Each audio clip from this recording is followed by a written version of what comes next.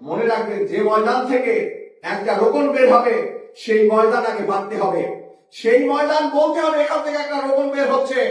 অতএব আপনার ময়দানের ভূমিকা, আপনার তৎপরতা, আপনার দাওয়াতি কাজ, আপনার এটিটিউড, আপনার কর্মীদের মান, আপনার শুভাকাঙ্ক্ষীদের সাথে আপনার যোগাযোগ, এই এলাকার জনগণের সাথে আপনার নেটওয়ার্ক, এই সব কিছু বলে দেবে এই পারে একটা রোকন তৈরি হচ্ছে। আমাদেরকে মনে রাখতে, আমাদের যারা নেতৃবৃন্দ শহীদ হয়েছে, আমাদেরকে আপনি সিদ্ধান্ত গ্রহণ করার সময় এই শহীদের রক্তের সাথে আমরা বেইমানি করতে পারি না, এই শহীদদের রক্তের সাথে আমরা বেইমানি করতে পারি না। আমরা এর বদলা নিয়ে আমরা ঘরে ফিরব ইনশাআল্লাহ। আমরা এই শাহাদাতের বিনিময়ে, আমরা হত্যার বিনিময়ে হত্যা চাই না, অন্যায় প্রতিবাদে অন্যায় চাই না, সন্ত্রাস এবং জুলুমের প্রতিবাদে আমরা জুলুম করতে চাই না। আমরা মন্দের জবাব ভালোর মাধ্যমে দিতে চাই। আমাদের প্রতি যে জুলুম করা হয়েছে, আমরা এই আল্লাহর জমিনে, যে জমিনে আল্লাহর দিনের এই ময়দান উর্বরতা লাভ করছে শাহাদাতের রক্তের মাধ্যমে, আমাদের নেতৃবৃন্দের রক্তের মাধ্যমে, এই ময়দানের, এই উর্বর ময়দানে সঠিকভাবে চাষ করে সোনালী ফসল তুলে ঘরে ফিরবো, সেই প্রত্যাশা নিয়েই আমাদেরকে সিদ্ধান্ত গ্রহণ করতে হবে। আমরা যেন আল্লাহর তাসবির মাধ্যমে, আল্লাহর শ্রেষ্ঠত্ব ঘোষণার মাধ্যমে, নিজেদের মান উন্নয়নের মাধ্যমে, ইবাদত সহ অধ্যয়ন, অনুশীলন, আমলের মান উন্নত করার মাধ্যমে আমরা যেন এই শুকরিয়াটা আদায় করতে পারি।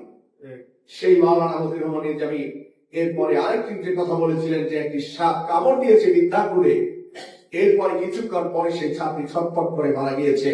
তিনি বলেছিলেন, আমার বিশ্বাস যারা আমাদেরকে আজকে শাহাদাত বরণ করাচ্ছে অচিরেই তাদের পতন হবে, এবং এই পতন হয়ে এই জাতির কাছ থেকে তারা ইতিহাসে রাস্তা করে নিক্ষিপ্ত হবে। আমরা সেই মাওলানা মতিউর রহমান নিজামীর স্বপ্নের বাস্তবায়ন আমরা এখন আমাদের ময়দানে দেখতে পাচ্ছি না? নিঃসন্দেহে আমরা দেখতে পাচ্ছি। আমি যখন ছাত্র জীবন শেষ করেছিলাম, সেই সময় একটা স্মৃতি, আমি 2010 সালে ছাত্র জীবন শেষ করে আলপানায় গিয়ে মাওলানা মতিউর রহমান নিজামী ভাইয়ের হাতে জামাত ইসলামীতে যোগদান করেছিলাম।